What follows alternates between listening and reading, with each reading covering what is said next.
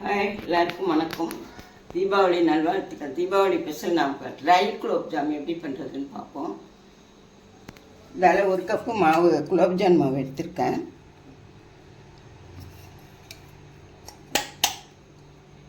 இதுக்கு ஒரு 3 ஸ்பூன் சர்க்கரையை நல்லா மிக்சியில் போட்டு அரைச்சிக்கோங்க. அரைச்சிக்கிட்டு இந்த மாவுக்கு தேவையான 3 ஸ்பூன் சர்க்கரை போட்டால் போகிறோம். அரைச்சி ரொம்ப ஸ்வீட்டாக இருக்கும். அப்புறம் நிறையா போட்டிங்கன்னா இதோட கொஞ்சம் நெய் போட்டு ஒரு 2 ஸ்பூன் நெய் போட்டுக்கோங்க. நம்ம இதை பிசைஞ்சு உருட்ட வேண்டியதுதான். கொஞ்சம் தண்ணி தெளித்து உருட்டிட்டு நான் காட்டுறேன் உங்களுக்கு. தண்ணி தெளித்து நல்லா இந்த மாதிரி லூஸாக இருக்கணும். பிசைறதை காட்டிக்கலாம்.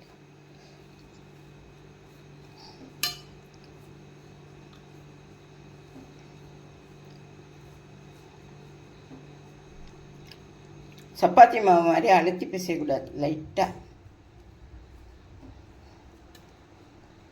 கொஞ்சம் கொஞ்சமாக தண்ணி ஊற்றி பிசையணும். பாலுக்குள்ளேயே எதுவுமே ஊற்ற வேண்டாம். வெறும் தண்ணியில் மட்டும் பிசைஞ்சால் போதும். இது ட்ரை குலோப்ஜாம் தான். இப்போ நம்ம பாகில் போட போகிறதில்ல. அப்படியே எண்ணெயில் போட்டு சர்க்கரையில் உருட்டி எடுத்துக்க வேண்டியது தான். வேணால் நம்ம சர்க்கரையில் உருட்டிக்கலாம், தேவையில்லைன்னா அப்படியே சாப்பிட்டுக்கலாம். பாகில் போட வேண்டாம்.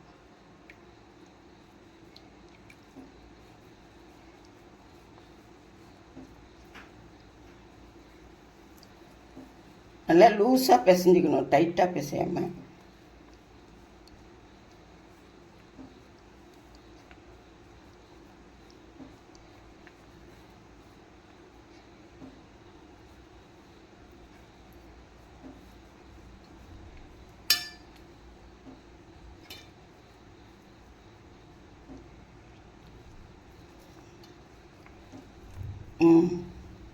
இந்த அளவுக்கு பிசைச்சிக்கோங்க. பிசைச்சிக்கிட்டு நம்ம உருட்டி ஒரு 10 நிமிஷம் ஊற வச்சுக்கலாம்.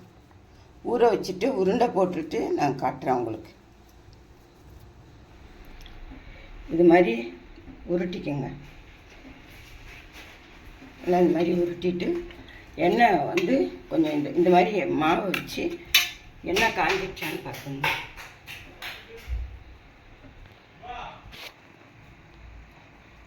ஓகே, எண்ணெய் காஞ்சிடுச்சு. இப்போ நம்ம இதில் விட்டுருவோம்.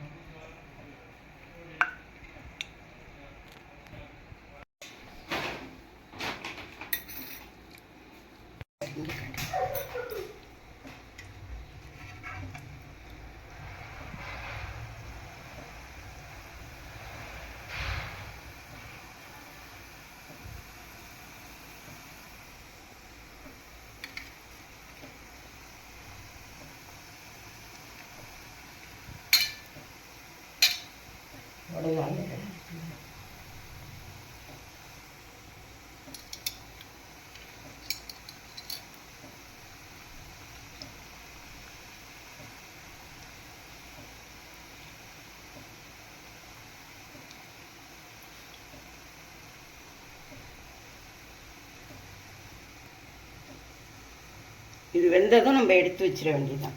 இதுதான் ட்ரை குலோப்ஜாம்.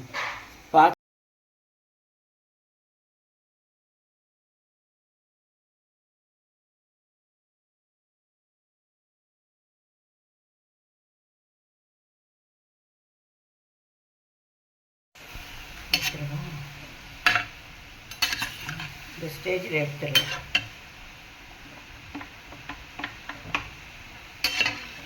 ரொம்ப சாஃப்டாக இருக்குது பாருங்க போடும்போதே.